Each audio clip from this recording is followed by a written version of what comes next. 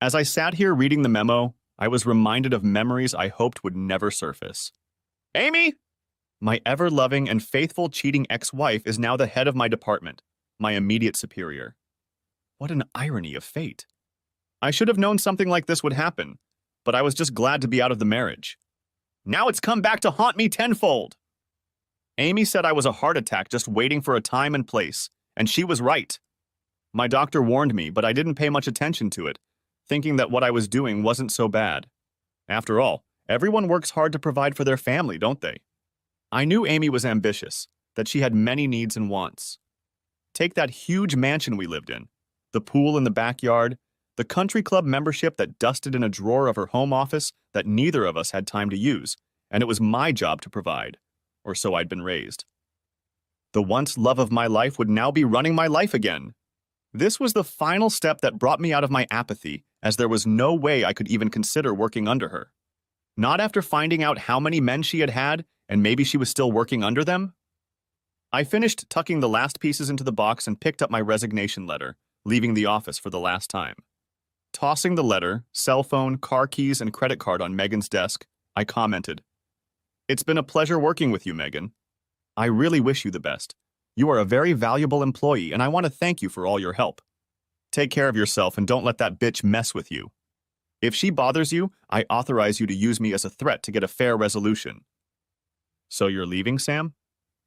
It's not just an empty threat? She asked, waving my letter in front of her face. Yes, Megan. You know as well as I do that I couldn't work for her. I can't work with someone I don't respect. And as you also know, with all those horrible details, she's killed any chance of me respecting her. I'm going to miss you, Sam. You know she'll be furious when she finds out you're up and gone. She's been pestering me for weeks about your workload and schedule. I didn't tell her anything I didn't need to, but I felt like I was stabbing you in the back. I'm sorry! I should have said something sooner. I smiled. Don't worry about it. You have to protect your job, and there's nothing you can say that will make even an ounce of difference. I knew what the writing was on the wall when that merger memo came in. I didn't do anything here that needed to be kept secret, as you know very well. How do I act? What do I tell her when she asks where you are? I grinned. Tell her everything you know, tell her the truth. She won't be able to tie her panties in a knot over it. Do what she wants as long as it doesn't destroy your own values. It was my pleasure, my dear. I'll keep in touch with you, I promise, I said, shaking her hand and kissing the back of it. I was just getting into the car when a black limousine pulled up to the office building, and Amy got out with two well-dressed men, looking by all accounts like a high-status, no-nonsense businesswoman. In reality, though, we all know better. She is nothing more than a highly paid escort with a title. Amy looked very professional in her business suit, however. She always looked good in any outfit. She looked around but didn't see me, which was just what I needed. I sat there for another minute or two to let her enter the building before pulling out of the parking lot for the last time.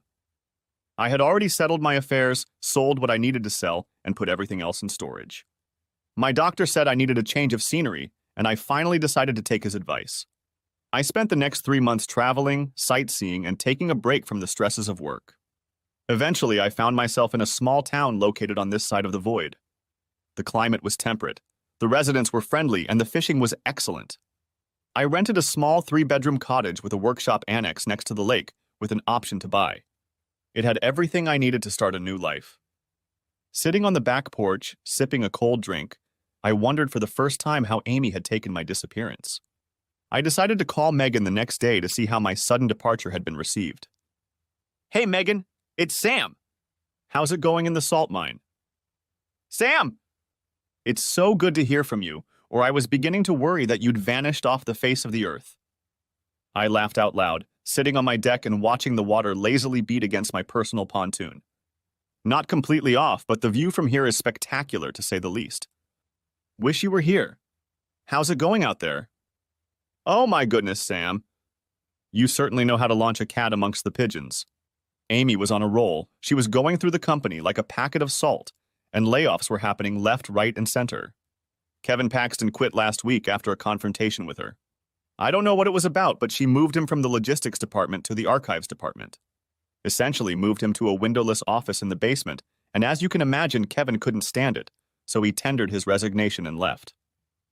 I'm very sorry to hear that. Kevin was a good man, probably one of the best in his field. What the hell is this woman doing? If she's not careful, she'll sink the ship before she even gets it out of the harbor. How is she with you? I heard Megan chuckle. In a nutshell, Sam is damn frustrated. She tried to fire me that first day because I let you go before she had a chance to talk to you. Like I could stop you, and I told her so. Then she told me that since I didn't have a boss anymore, I wasn't needed and to pack my stuff and get the hell out. I stood there and told her she could try to fire me. I'm going to send you and the company to court so fast you won't have time to put on makeup before your court appearance. I told her what you said, and she shut up like it never occurred to her that her whore on top would come back and bite her in the ass. Megan broke into giggles again, then continued. So now I'm the secretary to the bitchy executive vice president in charge of operations.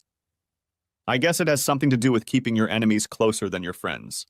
I told her I expected a substantial pay raise along with the promotion. I guess she wasn't happy about it either because she just grinned, but in the end I got what I wanted.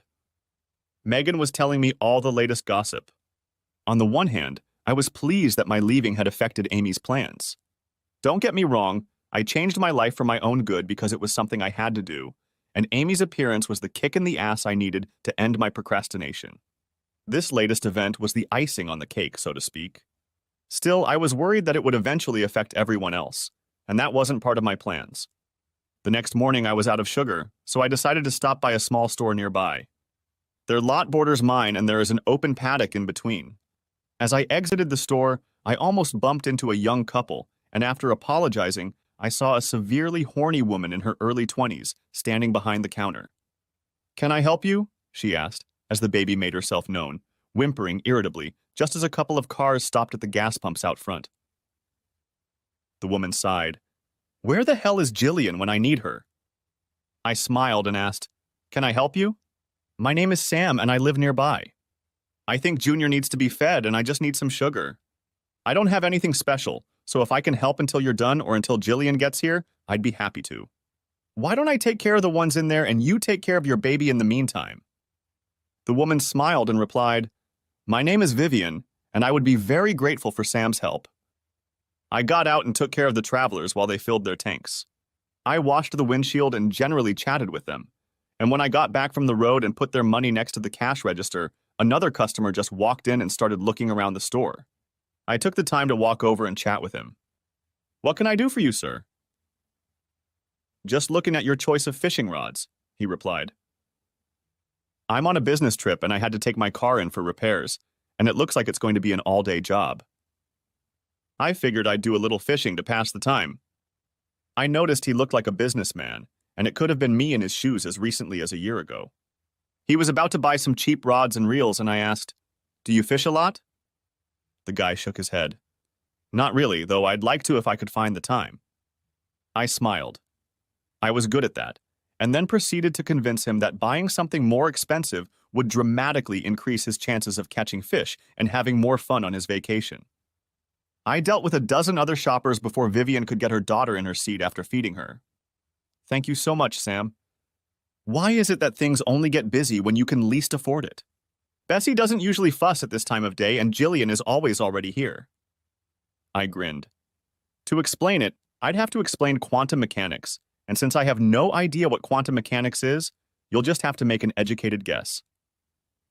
Maybe you and your husband should hire more reliable help. This made Vivian's face twist, and I noticed it. I'm sorry, I think I said something wrong. Please accept my apology.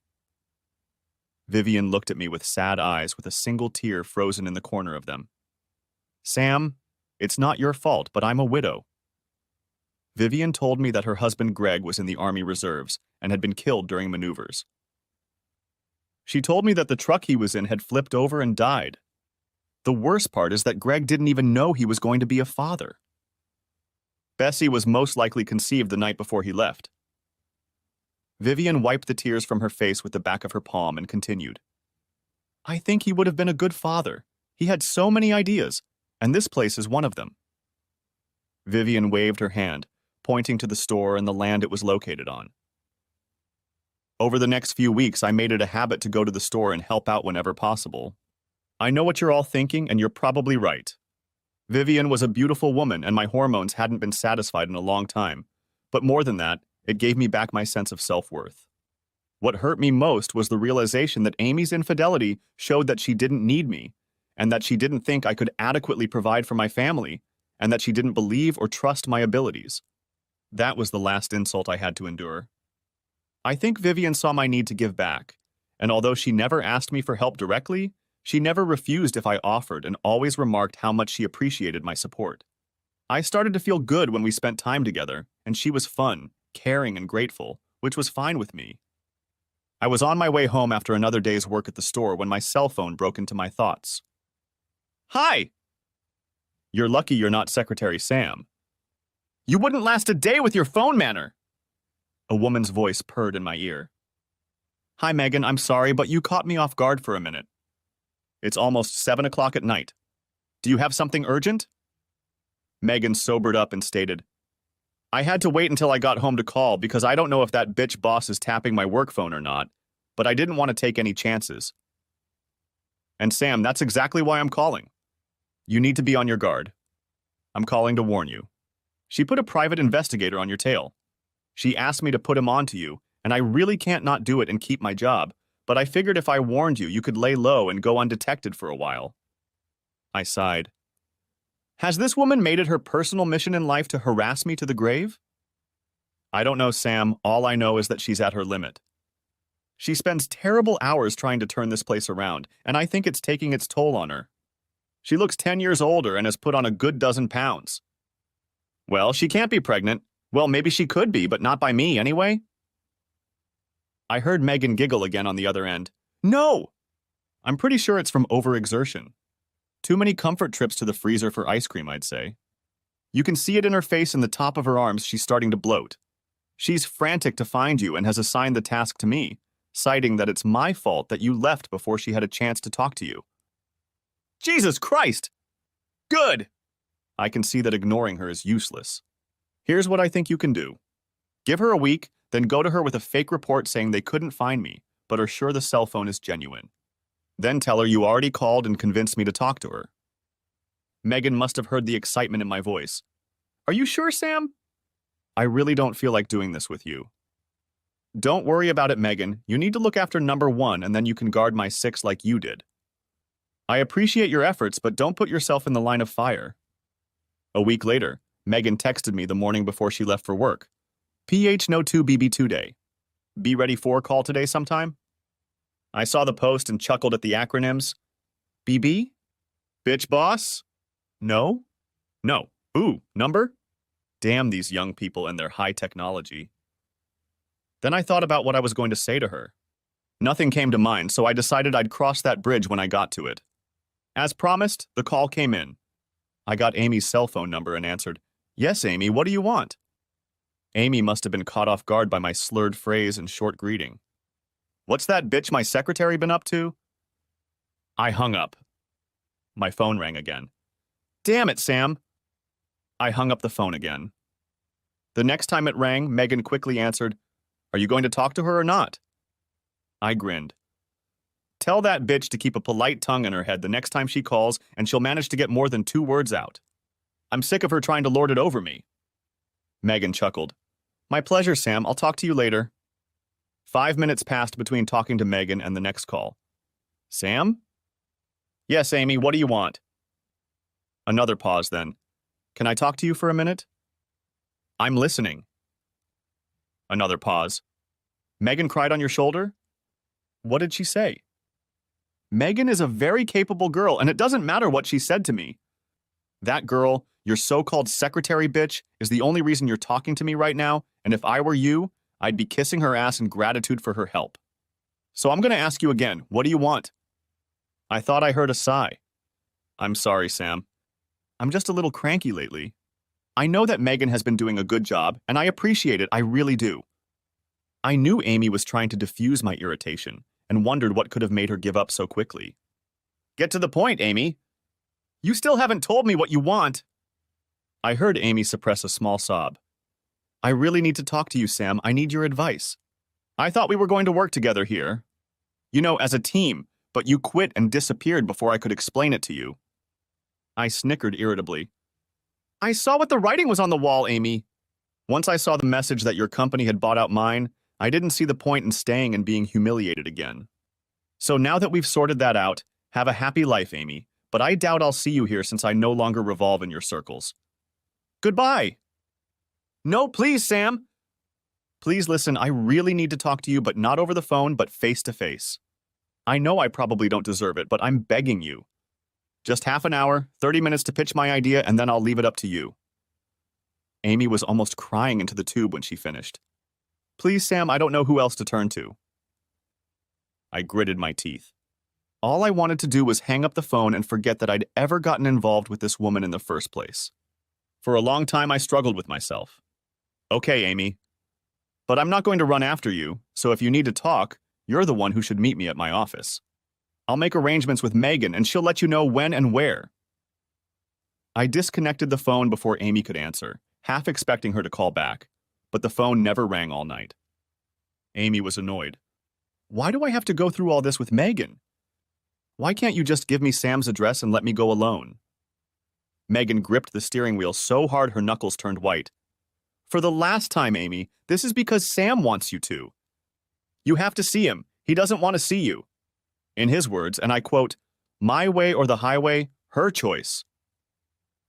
I don't like sitting in the car with you for hours on end any more than you do, but if he wants me to bring you, you'll have to put up with it. I have no intention of being there while you have your little get-togethers. I'll make sure I'm gone, you can rest assured. I started chopping vegetables and herbs for the Italian sauce I was making for dinner.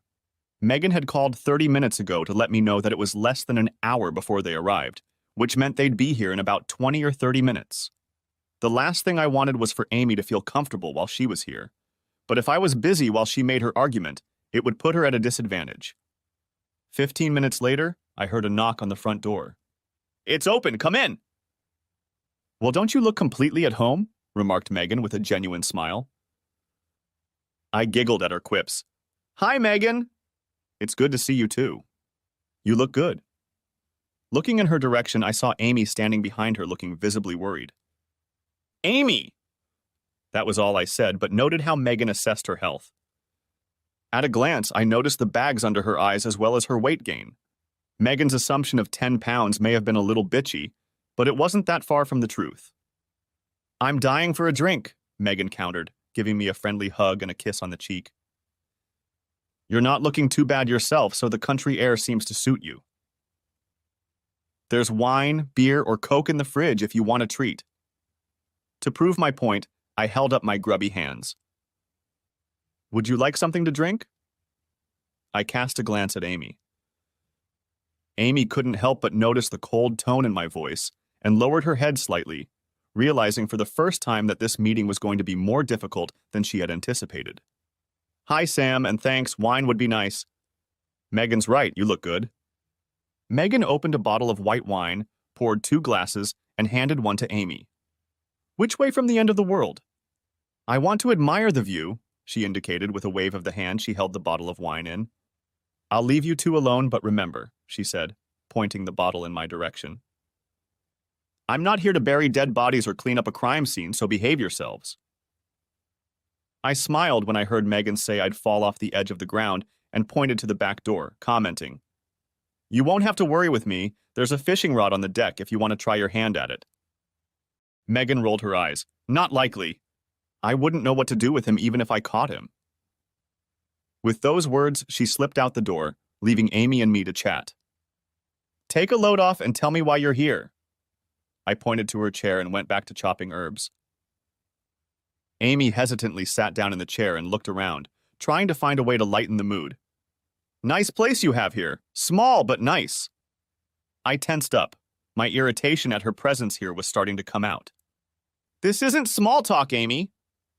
I turned back to destroying the basilica. Just talk it out, and we can both get back to our own lives. Amy suppressed a sigh and took a sip of wine to fortify herself. Can I ask one question? I sighed. You can ask Amy as many questions as you want. It doesn't mean I'll answer any of them, but damn it, try! Why did you leave? I turned to see Amy watching for any sign that I was about to explode. I guess she knew that over the years she had lived with me and guessed from my actions that I made a huge effort to control my temper. I dropped the knife and turned to Amy. You don't need a damn bachelor's degree in rocket propulsion to understand my motives, Amy. You're a high-ranking vice president now. You must have some brains to get to where you are now. I think you can figure it out. Amy wrinkled her nose at my account of how she'd fought her way into the company, and I could see her irritation rising to the surface. That was a low blow even for you, Sam. I'm perfectly capable of doing my job. What I'm not capable of doing is reading minds. I folded my arms and stared at her for a long minute. Amy looked like she was fading under my gaze. You're right, Amy.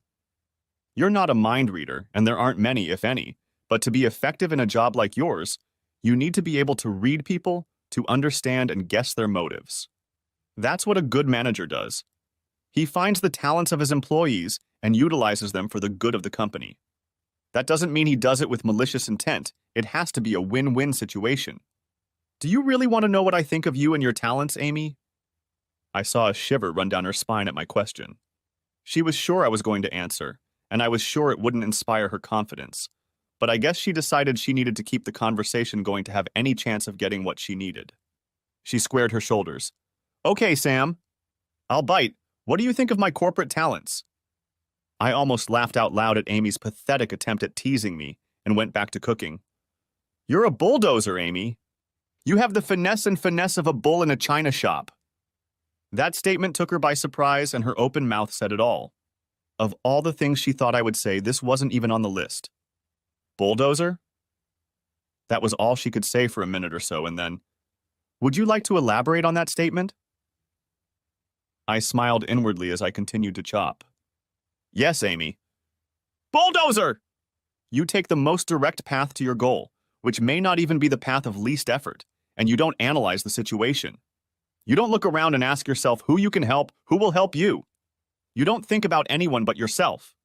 You don't sit back and ask yourself what is the best thing to do. You just go along, head down, and heaven help anyone who gets in your way.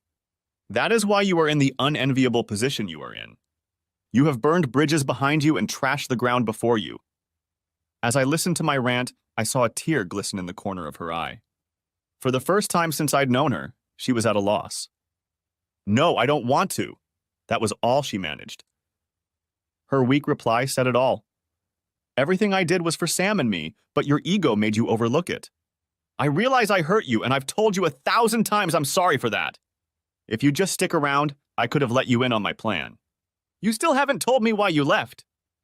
I tasted the sauce and added a little more salt. I saw the writing on the wall, and I'm not stupid, Amy. I know you're here to remove Deadwood. You're the man with the axe or woman, as the case may be, sent to remove the people who needed to be removed so the company could move forward, and I completely agree that it was necessary. All I've done is make it easier for you to make those decisions. I saw the anticipation in her gaze.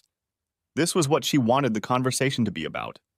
Sam Beckman, for a smart man, you sure do some stupid things.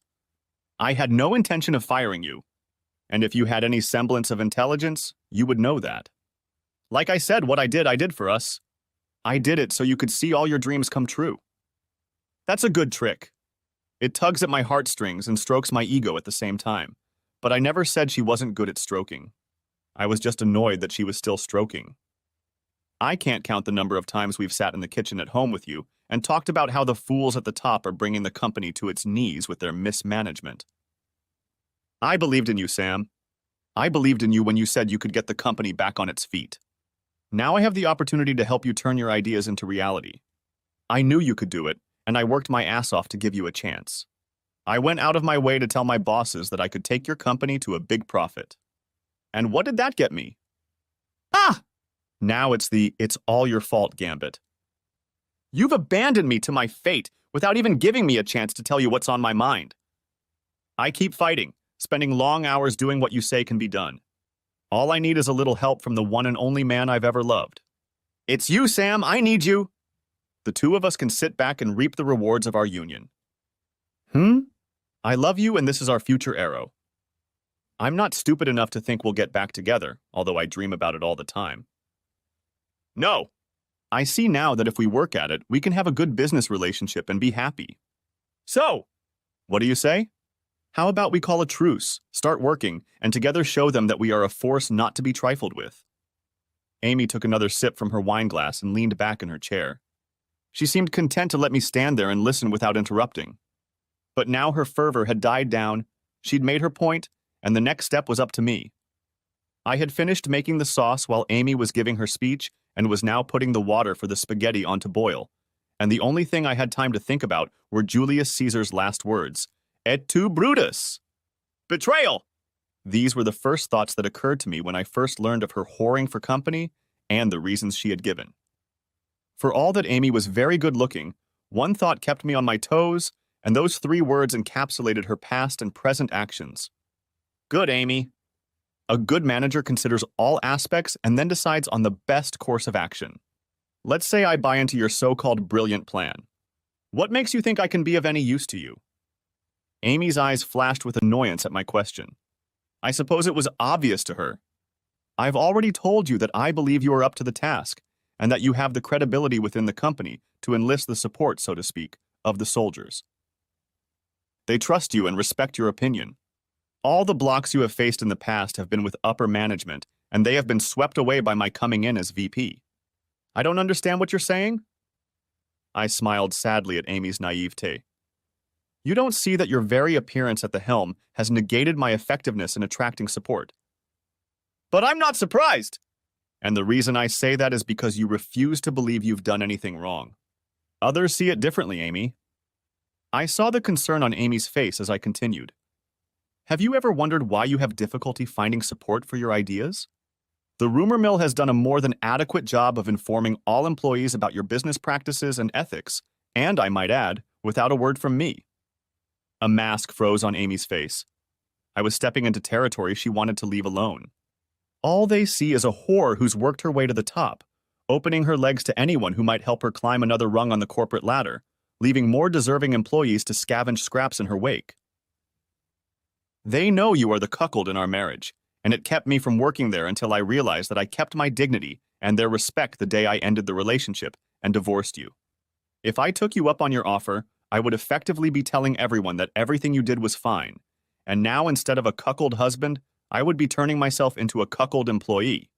I would lose their respect and my efficiency would go straight down the toilet. Tears appeared in the corners of Amy's eyes again as I gave my negative assessment of her proposal. Her faith in her own validity was beginning to crack. I don't believe you, Sam. I've shown that I'm willing to work hard, that all I've done is take a powerful position to get the job done. I am more than capable of doing the job, or Jason wouldn't have given it to me.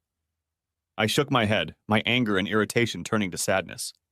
I realized now that Amy really did believe her own press, that her mind, perhaps for self-preservation, refused to acknowledge the truth of her situation. Did Jason come to you himself with the takeover offer, or did you push him? Amy wiped her face with the tissue she'd taken from her purse and straightened up hopefully. It doesn't matter what you or anyone else thinks. I'm not Jason's puppet. I approached him, and I have to say that he put up a lot of barriers until he let me go to the board and present my proposal. I nodded in acknowledgement. Exactly as I had envisioned, the merger happened. Exactly as I thought. Let me ask you this. Did Jason entertain you when he gave in to your desire to talk to the board members? If Amy's eyes didn't give her right away, that sigh sealed her fate. Trying to gather her thoughts, she asked, "Why do you think that?" I grinned at her reaction to my question. Do you know why I was good at my job, Amy? I continued the rhetorical question. Ever since I can remember, I've been making profiles on everyone I meet, and before you embarrass yourself, that includes you. The problem with your profile is that I didn't consider my love for you. I foolishly assumed that since you loved me, I could trust you unconditionally. That mistake cost me dearly, and I changed your profile accordingly, because as my old grandfather told me, there's no point in getting older, son, if you're not going to get smarter. I assess people not only by what they say, but also by what they then do, and if it fits their profile, then I can work either with them or around them. Either way, I know how to make the best out of any situation. Knowing Jason's character, I don't think he cares if you succeed or not. If you fail, he'll wipe his hands of you and point to the board of directors, saying they're the ones who approved your proposal. I saw a glimmer of light in her eyes as I continued. If you succeed, he gets the credit for bringing a promising executive into a position that increased profit margins. He will win whether you succeed or not. So don't assume you have support from the top. Jason doesn't care if you're smart enough to put the boots on the right feet or stupid enough to believe you can pull off this coup. As long as you keep him entertained, he'll be satisfied. You're on your own, Amy. A little fish in a big pond, and the piranhas are hungry. Amy clutched the napkin frantically. Everything I'd said had a basis, in fact, and she must have been frightened at the thought that she was in more serious trouble than she realized. But, as was her manner, she turned a blind eye to the fact that she couldn't keep herself safe. So you don't think I can do it? I shrugged. No, Amy. No, I don't think so. I know you can't do that. I noticed the anger building up in Amy, but continued. It would be a freaking big Saturn V rocket that would launch you straight from your VP position into corporate oblivion. Where will your precious security be then, Amy? I turned away from her to calm myself down.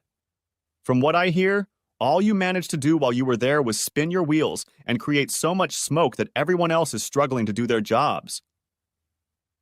I turned around to see Amy's reaction. I'll be surprised if the next shareholders meeting doesn't announce a 25% drop in quarterly profits. But that's all speculation! You can give this charade any color you want, but it all boils down to your reasons for starting it in the first place. Let me tell you what I know and what I think. You told me you loved me and that you did it for both of us. Amy visibly shuddered under my tirade, but nodded in agreement. But by your own admission, it's all about your own safety. It has nothing to do with mine or ours. If you loved me as you say you do, you would do your best to stop me working myself to death. What did you say? I was a heart attack waiting for its time and place. I waited for her to come to her senses and continued. You didn't try, and if you did, you weren't very convincing. No, you just got ahead of yourself and put fear in your head, waiting for me to start spreading daisies. You could have threatened me with divorce if I hadn't slowed down and thought about us. I'm sure that would have gotten me thinking in the right direction, and I know your infidelity certainly did. That's why I'm here now and feeling great. I love you, Sam. I didn't want to divorce you. You didn't want to divorce me, but you were willing to sit back and let me work myself to death? Does that sound really loving? I finished sarcastically. I smiled inwardly. Amy couldn't refute my arguments and couldn't bear to look at me. I didn't mean what I said then, and I love you even now. I regret a lot of what I said to you then. My grim face must have indicated doubt. I'm also sure Amy believed what she was saying. I have no doubt that in your own way you love me, Amy, but that has nothing to do with our situation. Don't you realize that? I can't trust you now either in personal relationships or in business. I've decided to end this discussion. That's how I see it. You finally made it to the top. You have no one else to entertain you to climb even higher. You'll have to wait until Jason retires or fades into oblivion before you get in line to be CEO, and you've decided this is a good opportunity to solidify your position in the company and claim the coveted CEO position. Amy wanted to object, but I held her back. This is where your little plan to take over my old firm is going. You're taking over and seducing me into working my ass off again to feather your own nest. I'm stunned that you actually expected me to obey and follow your orders. When I kicked you out the first time, I thought it was obvious that I wasn't weak. Then I realized that it was probably my fault for setting you up to fail. I could see that Amy was struggling to stay on her feet. One minute I was saying it was all her fault, and now I was taking responsibility. You're talking nonsense, Sam. I think you're the one with it backwards. I hung my head and sighed in despair. Good, Amy. You've heard the proverb about being cruel to be kind. Now, I wasn't being kind. I was leading you down the garden path and actually had to cut you down and kick you in the cunt while you were lying there. It's cruel to be kind. But instead I went to Jason and made him fulfill his promise to make you a GP, and he did. I loved you enough to not want to see you hung out to dry even though you deserved it. I made a mistake because I made you think there was a chance I could be talked back into your arms. Your little love cards on my birthday, Christmas, and any other occasion you could think of proved it over and over again. I got up to check the sauce and added more water to the already nearly dry pot. If I did what I had to do, you'd disappear to some unknown place where no one knew you, lick your wounds, and start over, hopefully wising up a little. That's exactly what I want you to do now. Just walk away and start over. The tears came pouring down in streams again. You'll have to go back to some secretarial job, but at least it won't be as bad as what will happen if you stay and try to fight it. You'll be lucky if your job description allows you to lick stamps while you're being entertained by some post office jerk at the sorting table. I watched Amy as my words reached her. I tried to speak thickly, and it made me sad to see defiance instead of humility on her face. I know I hurt you, Sam. I berate myself every day for it, but what you just said is just evil. You don't believe in me at all, and yet I believe in you. Well, if you think so, then sit and watch, and I'll show you how it's done. At that moment, there was a knock at the door. Come in, exclaimed I irritably. Is everything okay, Sam? I'm sorry if I'm interrupting. I sighed that I had lost my temper and looked at my watch, not realizing how much time had passed. I'm sorry, Vivian, please don't come in. Amy was just leaving. I glared at her and waited for her to get up. Amy looked at Vivian standing in the doorway of the living room. She was 5, maybe 10 years younger and as pretty as a picture, slender, with long, flowing dark blonde hair. I couldn't help but notice the look on Amy's face when she realized why she was here. She turned around to me. I just stared at her blankly, then her gaze stopped on the food simmering on the stove, and then came back to me. Tears began to drip as it dawned on me what this was all about. I looked over my shoulder at the dinner I was making for myself and Vivian and realized what Amy was thinking. What, you thought it was for you? I told you from the beginning that this wasn't a society gala, so don't get upset with me for inviting a friend to dinner. You and I have been broken up for years. The only reason I let you come here is to knock some sense into your stupid head. Amy jumped up with her head down and dashed past Vivian, muttering, Tell Megan I'll be waiting for her in the car. I hope I didn't make a bad situation worse. Vivian looked at the receding Amy. I'll leave and you guys will deal with it. Can I tell Jillian I don't need her as a babysitter? It has nothing to do with you. I'm glad you showed up exactly when you did. I hugged Vivian and kissed her cheek. You can put the pasta down and watch it for a minute. I have to tell Megan that our meeting is over and that she can take Amy home. When I stepped out onto the back terrace and saw Megan napping in the afternoon sunlight, disappearing behind the landscape, it occurred to me that Amy's words were true. Now that Amy was vice president, she had dislodged all the blocks that were getting in the way of my ideas, and it got me thinking, how do you like the view? It's just like you said, Sam, just amazing. Megan smiled as she closed her eyes. How did it go in there? I didn't hear any gunshots. Not very well, I'm afraid, and she's not going to back down. She's in the car now and waiting for you. Can I ask you something? Sure, Sam, you know you can ask me anything. I smiled weakly.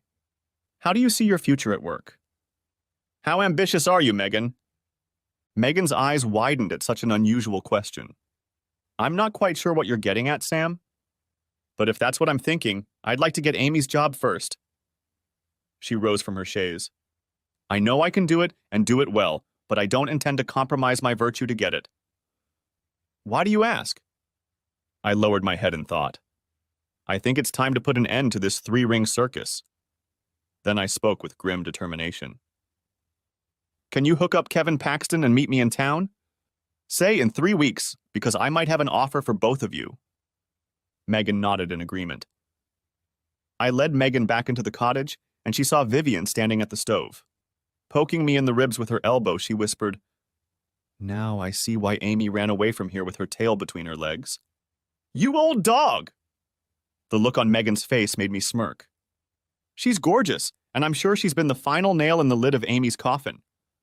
Jesus, Sam, Amy is out of her league. Never has been. Heck, I'm not even in her league. That poor girl must be licking her wounded pride right now. I nodded to Megan, appreciating Vivian's beauty.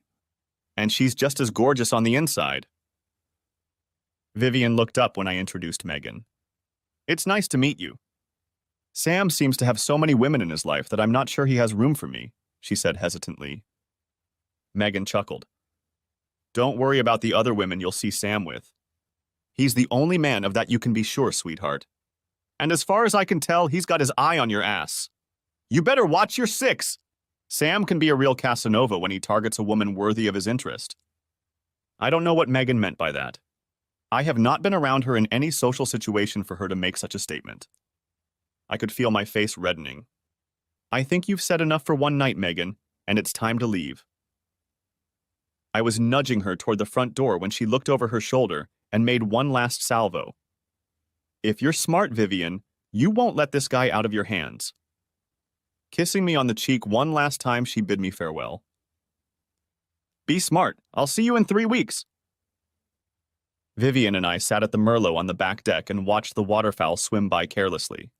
We chatted about what had happened during the day, and I told Vivian all the sordid details of my marriage to Amy and the destruction she had wrought on it. You don't want to do this! Do you, Sam?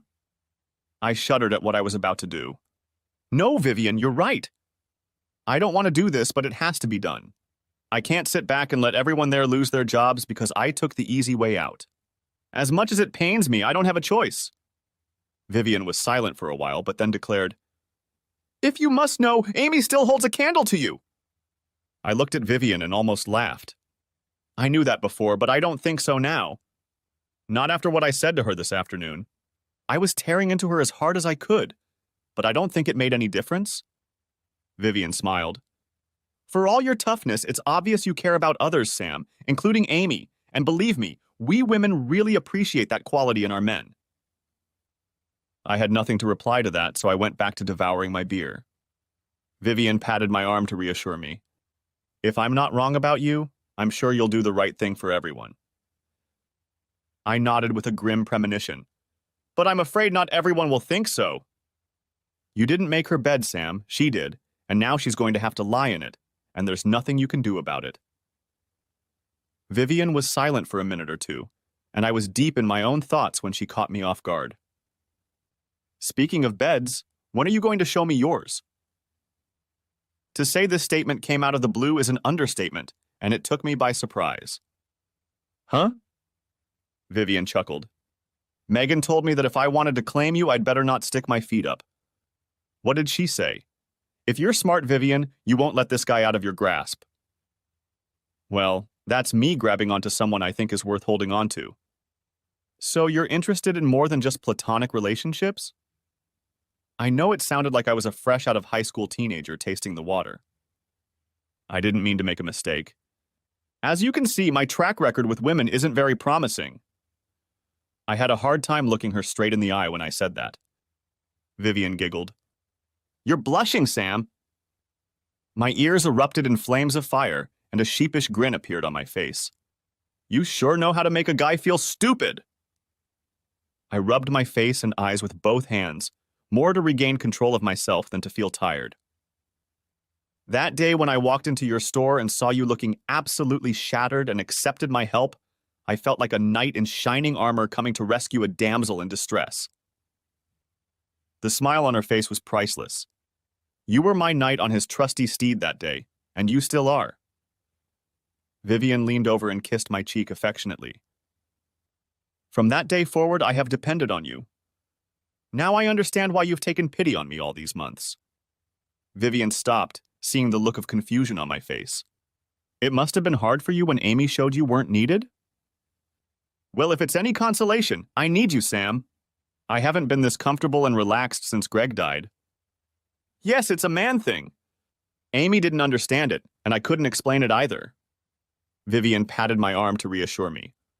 You've been good to me, Sam, and I want you to know that I appreciate it. It wasn't until Megan committed her misdemeanor that I realized I had more than just friendly feelings for you, so what do you say? Do you want to take it to the next level? Vivian's face reflected sincerity mingled with hope. Well, madam, if you insist, I shall have to show you my etchings, I finished with a sly grin. Vivian's face lit up. To hell with the engravings. I'm more interested in what tool you use to make these etchings. We both burst into laughter as she stood up and headed for the door, saying, Race you to the bedroom. I saw Kevin and Megan watching me walk into the restaurant. My look must have said everything about my mood. Kevin stood up and held out his hand. Long time no see, old friend. So good to see you after all these years. What are you doing to yourself? You look 10 years younger. I smiled, taking Kevin's hand. It's good to see you again. I'm totally fine. How's life? Ooh, average to average. Can't complain because no one ever listens. I smiled at Kevin's words and kissed Megan on the cheek. You look as radiant as ever, my dear. I don't know what you found in that brute, but I hope he treated you well. Megan chuckled. He may be rude, but I like the rugged type. How do you know? I smiled. Because like I told Amy, I'm a people watcher, my dear, and I saw your reaction when I asked Kevin to be here today. I think you two would make a formidable team. Kevin grinned at my assessment. Speaking of which, what kind of offer do you have for us? I chuckled. Always from the hip, Kevin, you'll never change. Okay, business first, and then we can relax and enjoy the food. As the waitress served us our drinks, I began my speech. As you know, the company is in dire straits, and if nothing is done soon, everyone will be looking for work elsewhere. As you and I have already found out, there is not much choice here. I pulled several folders out of my briefcase and held out the white one to Kevin. If you disagree or have anything to add, feel free. While Kevin studied the folder he was holding, I opened a second one. Here's a list of people you need to get on your side. I'll leave it up to you how you do it. Kevin flipped through the folder he already had in his hands. It's obvious at a glance that you've thought this proposal through very well. As far as I can tell, not only are you going to attack JPL and Amy, but Dobson Inc. and Jason as well? I saw the look on Kevin's face and realized what he was thinking. We don't have a choice, Kevin. Since Dobson bought out JPL, we'll have to attack from both sides. My original ideas were all about JPL. Now we need to focus on Dobson's board of directors if we want to succeed here. If you can get the board on your side and Megan can do her part for JPL, then we have a chance, albeit a small one. Kevin handed the folder to Megan. You're not kidding when you talk about Sam. Skinny is still an understatement, more like anorexic, but I can see the possibilities. I think it wouldn't hurt to pass it on to Jack Deacon, though. He's quite a man when it comes to counting beans, don't you think? I thought for a moment, then nodded grimly. I know he's a genius when it comes to beans, but if you think he's the one we need? After all, he and I didn't get along. I don't know exactly why, but he just let me know that I wasn't his favorite colleague. Megan nodded, looking through the folder. I agree with Kevin. Jack needs to get involved. When it comes to creative accounting, he's just a master. I'll talk to him and listen to him first. Kevin picked up the second folder and began to read, looking over the list of names. I'm not sure I could meet some of them, let alone invite them aboard. I smirked at Kevin's doubt. What do you think I've been doing for the last 3 weeks? There's one name out there, Slovak. I haven't been able to get close to him, and if he's not on board, none of this makes sense. How in heaven's name did you become so influential? Influential, damn it! If I was that good, Slovak would be eating out of the palm of my hand. I handed Kevin another folder. This is a list of meetings you have scheduled with everyone but Slovak. Megan looked up from the folder she was reading. Isn't Slovak Jerry Cambridge's uncle? Maybe he can get an appointment with him? Kevin and I looked at each other and shrugged, and Kevin asked, Is there anything you can figure out and organize, sweetie? Megan smiled. I have a meeting with Jerry tomorrow about the itinerary and plans for the upcoming trip. I'll ask him then. This information made me feel a little better, and I finished. I took the liberty of organizing the times and dates on your behalf. Shit is starting to smell even in the higher echelons of government. I outlined my concerns, but at that point, I didn't have a workable plan. For this one, I brought in a bunch of markers. There's still a lot of detail work to be done, and I think we need to get everyone we can together to finalize the final version.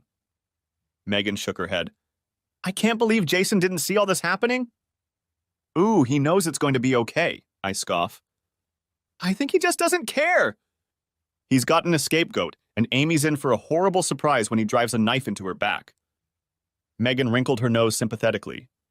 Amy may be a selfish slut, but I don't think she deserves to be hanged and quartered like that. I nodded in agreement. I believe he'll have to act before the next quarterly stockholders meeting to have any chance of staying clean. So we must act now and do it surgically fast, neat, and clean. Impress the big shots and we'll be home and hosed. Kevin shook his head. You seem to think we're going to take you up on your offer. I smiled again. Come on, Kevin, think about it. What do you have to lose? If Amy was able to pitch them her ideas, it'll be a walk in the park for you. You haven't found another job that matches your abilities, have you?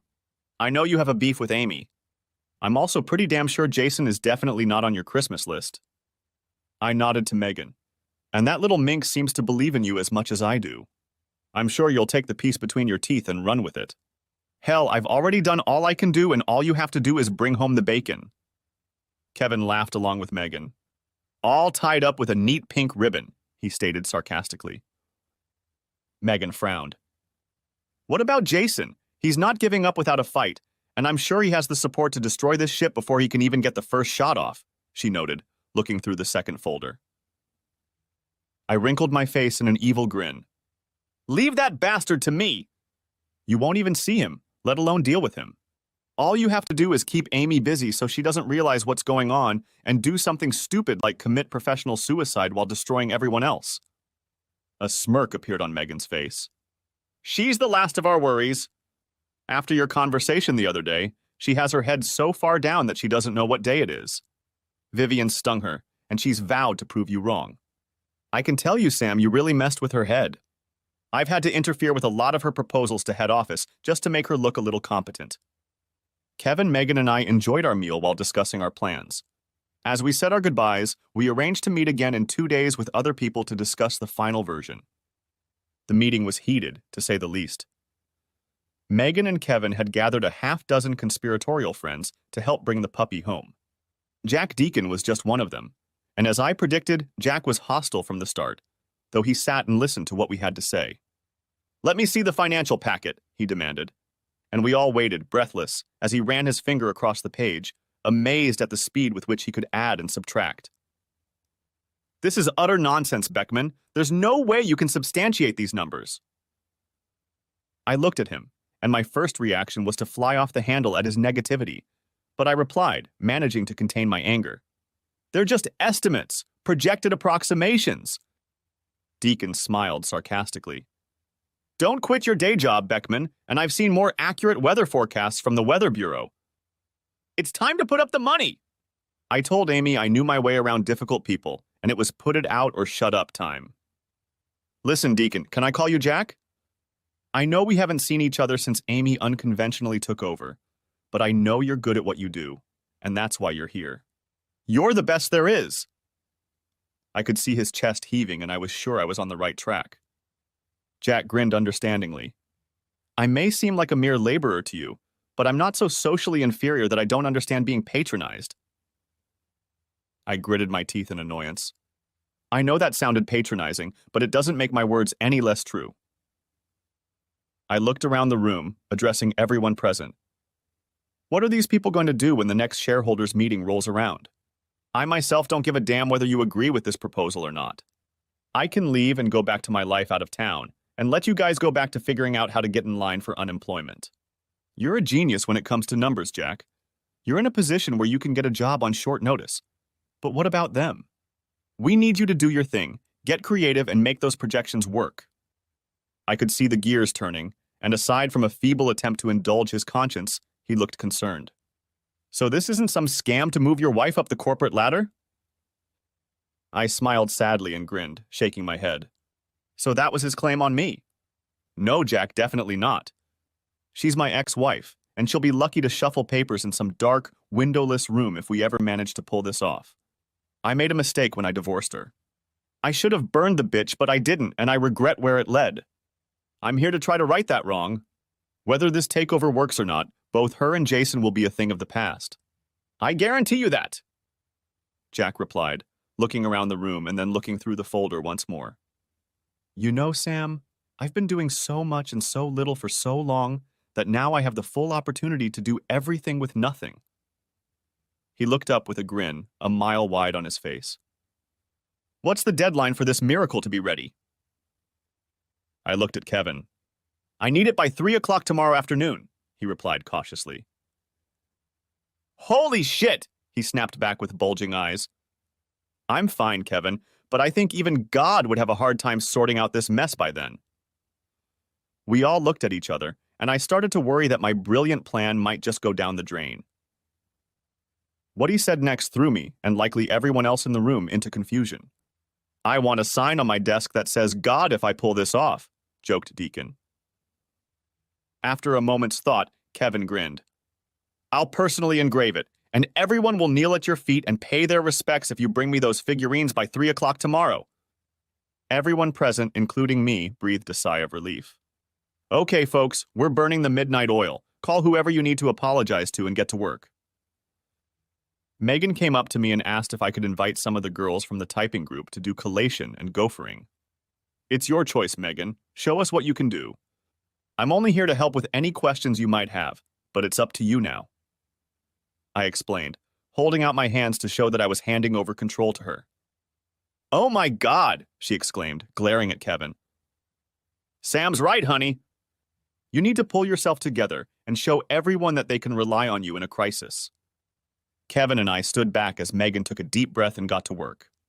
Within an hour, she was already busy organizing groups and brainstorming ideas from those who had them. Jack argued with her until she snapped, I don't care how many of your guys you have to bring in to meet the deadline, Jack. You know what we're up against, so just do it, okay? Kevin chuckled. I think you were right, Sam. She is a little hard worker. I smiled at how Kevin was obviously proud of his little ball of fire. I slapped him lightly on the arm. I never doubted it, Kevin. Saying that, I tapped my index finger on my temple in agreement and set off to help. I entered Jason's office and walked past his shocked secretary. I'm sorry, sir, but you can't go in there. Jason looked at her in disgust and waved her away. It's okay, Lynn! What does this Beckman invasion mean? It was obvious that Jason was more than a little upset that I was standing in front of his desk again. That's no way to start a negotiation, Jason.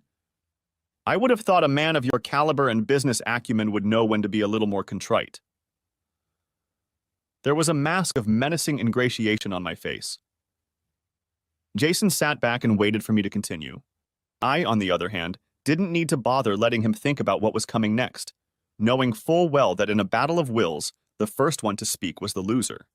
Jason finally interrupted, small beads of sweat running down his forehead. Are you just going to stand there all day staring at me, or are you going to tell me why you're here? He finished with a nervous glance at his watch. I have a shareholders meeting in an hour. I'm here to help you pack, asshole, I finally informed him. And where am I supposed to go? It was obvious that Jason didn't like the way this confrontation was going at all. I don't care where you go, as long as you're out of here by the end of the day. I curled my lips in a grin. But I think you should go to another state. To the other side of the country. What if I have no intention of going anywhere, asshole? I'm only a couple years away from retirement, and I have no intention of giving up my lucrative retirement package for someone like you. I shook my head. You have two choices, asshole. You can get up, hand in your resignation, and walk away with what you have in your pockets and nothing more, or you can stay and watch me take your pathetic life apart brick by brick. That includes your family life, and as far as I've been able to find out, you'll be lucky if you have enough money left over to buy a cup of coffee. Jason frowned. I did what you wanted, Beckman. I gave Amy a chance to be vice president, and as you know very well, she now controls JPL. So why are you suddenly making threats? It's no secret that we've never met, but I was always under the impression that you kept your word. So what changed your mind that you're bringing back the past to come after me? I leaned forward and placed both hands on his desk so that his face was only a few inches from mine. You changed my mind, you son of a bitch! I was keeping my end of the bargain until you went and broke it. Now you're paying. You screwed Amy in more ways than one. You let her stand in front of the board and lay out her proposal, even though you knew it was doomed to fail. You saw a chance to kill two birds with one stone. You knew she would turn to me for help to turn the company around, and you knew damn well I wouldn't help her. So you broke our agreement, and now I demand payment in full. Sweat trickled down Jason's face as he listened to me. Everything I was saying was true, and he must have been perplexed as to how I knew he'd set her up. I didn't break our deal, Beckman. She came to me. I did nothing more than give her a chance to prove herself. If anyone is to blame for her being in this position, it's her! Don't bullshit me, you low-life scumbag, I said, sweeping some gizmos off his desk with my left hand in anger. You had every chance to get her to back off. Hell, it's clear to even a moron with a fifth-grade education that without you, she had no chance of getting in front of the council members and making a fool of herself. Pointing a finger in his face, I continued. It was your choice, and you made it wrong. Now it's up to you to make it right. You resign or sit back and enjoy having your life completely ruined. Jason's face reflected a whole scene of emotion, and I was enjoying the concert immensely. I stood my ground and watched him go through his options.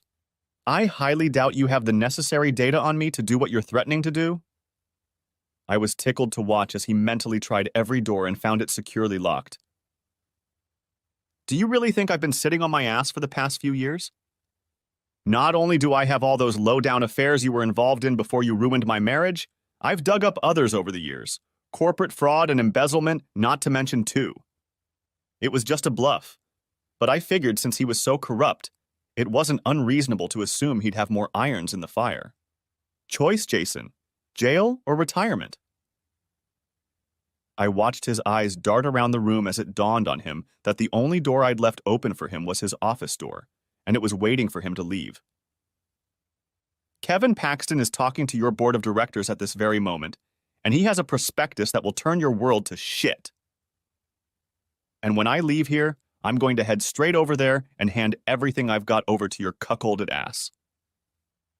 That was it for poor Jason, and he pressed the intercom button.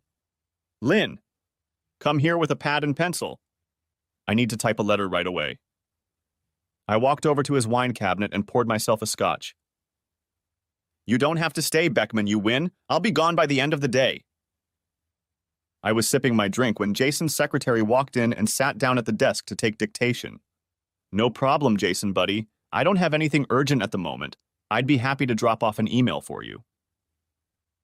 Lynette could feel the tension in the air as she waited for Jason to start dictating to her. By the time he was done, she could barely contain her laughter and quickly walked out of the office. I saw her reaction and knew that Jason would not have time to gather his personal belongings and leave the building. At parting, I called out to him as he left the door of his office for the last time. I hear the weather is nice at the South Pole this time of year. I'm sure I have no desire to look for you there.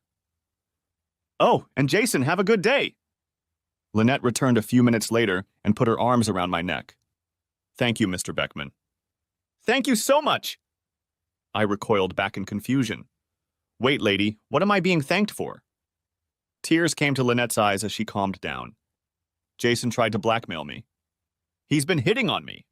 So far, it's only been hints, but I think he was planning to increase the pressure if I didn't come forward. I can't tell you how much I appreciate what you've done for me. I was furious that Jason had gotten away with it.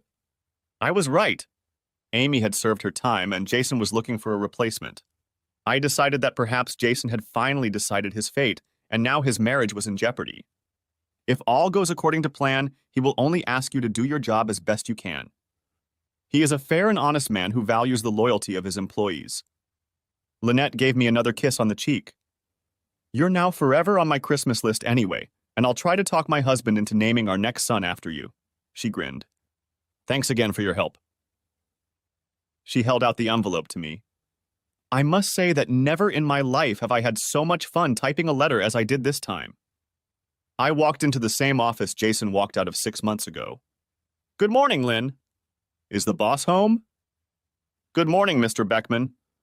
Yes, Mr. Paxton is expecting you. And as I reached for the door, she finished, Mr. Beckman? You were right.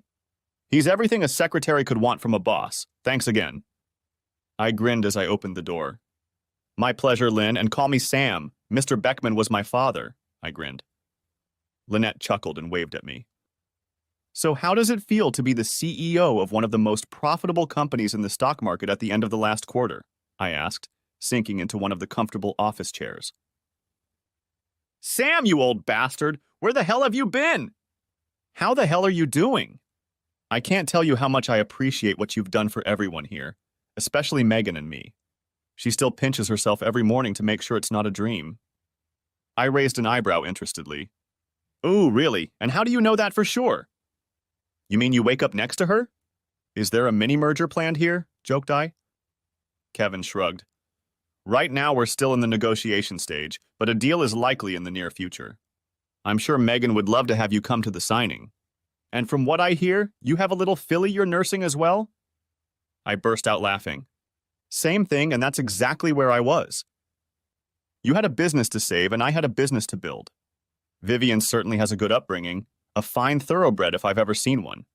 I must admit that if I ever get any chance, I'll hitch my wagon to her. Kevin leaned back in his chair as our cheerful banter subsided and asked with a more serious expression, "Have you heard about Amy?" I felt my face grow solemn. Yeah, Megan called me the day she was taken to the hospital. I guess the whole thing had gotten too much for her and she just lost her temper. Megan asked if I would go that day to see how she was feeling and maybe fix a couple bridges. I didn't see the point of that, at least not until she got professional help, and my being in front of her would only make her worse. Kevin nodded and shrugged. Yeah, you're probably right. I think Megan felt a little sorry for her, but then that's a woman for you. I think she's going to offer her an entry-level position at JPL, maybe something like a secretary. I hope that doesn't offend your sensibilities. I shook my head, frowning. Hell no! I don't hate her, and to tell you the truth, I don't even like her anymore. She's just a person I once knew, and I hope she gets better and moves on with her life. Kevin leaned back in his chair. So no desire to come back? I can find you a good job with a great financial package. I grinned. Not on your life, buddy. And besides, you don't need me from what I hear. You've got God working for you now. Then Kevin burst into laughter. Oh yeah! I almost forgot about Jack. He got his plaque and the respect of everyone who works here. You were right! He is a true math genius. I have to admit that for a while he was a hotshot, and I would literally walk into a board meeting an hour before the shareholders meeting when he handed me the financial report from our prospectus. Kevin lowered his eyes and started giggling. What's so funny? I was just thinking about the way Jack looked when some girls would sneak up on him and stare at him. We'll see how socially bankrupt he is when he tries to figure out women with his math formulas. If he succeeds, then I'll believe he's a god. I burst into laughter. I would have loved to be there. Besides, I would have loved to attend the board meeting as well, but I had more unpleasant business to attend to. Just as you were grooming the board members, poor Jason was sweating at the very table you now occupy. Kevin's smile was hard to ignore. Same thing, if you ever need a job, let me know. I shook my head again. I have what I want now. Vivian and I have opened and launched our little family resort. I'm here to offer you corporate rates for Thanksgiving weekend. I thought maybe you could have some good-natured contests and promote team building? Kevin nodded approvingly. I think we can come to an agreement. Perhaps a fishing contest or two will foster camaraderie. Epilogue. Vivian and I were invited to Kevin and Megan's wedding, and they now have 2 wonderful boys. They are still a team to be reckoned with in the business world. At Christmas, we get cards from Lynn and his family. She also talked her husband into naming their next child after me. Her name is Samantha, short for Sam. Jason hasn't been heard from since his wife dumped all his clothes on the lawn and turned on the sprinklers. Jason's Elvis autographed guitar turned into a necklace for his favorite little garden gnome after Nancy dropped it on his head. I assume he hunts penguins in Antarctica to keep warm, but don't tell me that. It's just a rumor. And Amy? After getting the help she needed to get over what Jason had done to her, she accepted Megan's offer of an entry-level secretary girlfriend job.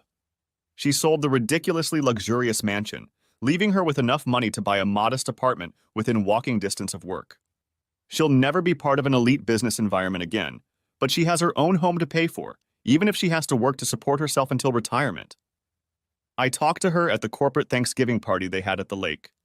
She was a little reluctant to come until Megan convinced her that she needed to unwind a little. We chatted for a bit and she apologized for her arrogance and admitted that she was out of line. I also apologized for ruining her safety, but I didn't see how I could do without jeopardizing everyone else's jobs. She told me that after therapy she realized how stupid her thinking had been. I was pleased to hear her laugh when I told her about Jason's departure. I think she had a relaxing weekend and spent most of it sunbathing with her coworkers. I don't know what her social life is like. Megan told me that she occasionally goes on dates with some girls, but rarely stays there for long. Truth be told, I don't have time to even think about it, let alone care much about it. It's her life she created and she has to live with it. 6 months later, Vivian and I were married and moved her and Bessie into my cottage. I watched as she took the picture frame with her late husband's photograph out of her suitcase, stood looking at it for a moment, then kissed it, and placed it carefully in one of the drawers of the dressing table. The gesture moved me, and I walked over to her and, while she looked at me uncertainly, pulled out a picture of Glory and placed it on her dressing table. I think Greg deserves to see his wife happy, well-groomed and loved, don't you? Vivian smiled and tearfully hugged me. You're a good man, Samuel. I think Greg and you would be the best of friends. My guardian angel has been working for me for a long time. I am so lucky to have not one, but two people in my life that I can confidently say they are my soulmates. I felt good. No, I felt splendid. Better than I had felt in years. When Bessie is old enough, you'll have to tell her all the lovely things about her father. I think they both deserve it. Our little fishing resort is expanding more and more. Jillian now has an apartment attached to the store. Not that she always makes it to work on time, but at least we know where to catch her during peak periods. We have consolidated our holdings and added more cabins with their own docks for weekend fishing enthusiasts. I spend most of the day in my workshop doing routine boat repairs and just general housekeeping. Vivian still runs the store, and Bessie is getting more and more underfoot. She's 5 now, and I'm a father figure to her. After all, I'm the only father she's ever known. We gave her a surprise last summer, her own little brother to mess around with. Brady has at least temporarily relieved her of our custody, and I have to admit I fuss over both of them. And my doctor. He's happy too, so remind me to send Amy a nice little thank you card to mark the occasion. No, I'm just kidding. Thanks for watching, I hope you enjoyed it. So subscribe to my channel and watch the next video.